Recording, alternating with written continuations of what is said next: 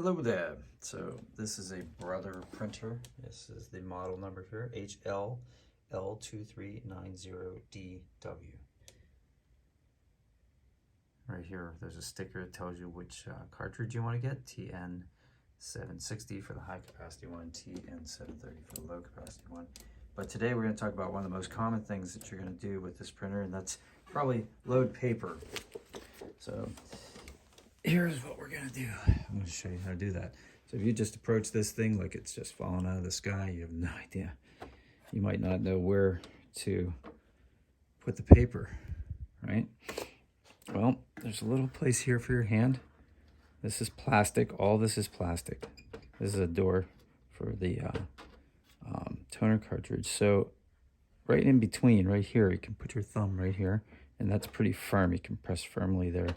It's not like this, which is kind of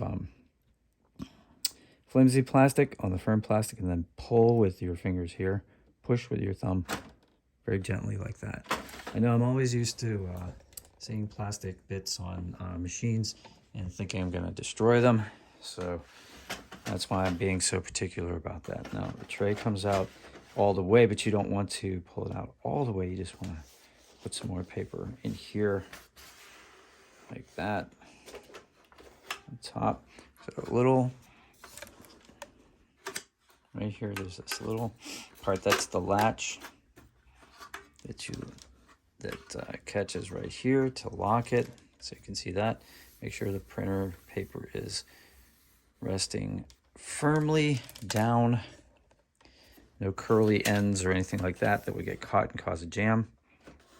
And then simply lift slightly, push firmly, and you're done. If this helped you, smash like, and I have other videos on how to change the toner cartridge as well. So have a great day. Thanks.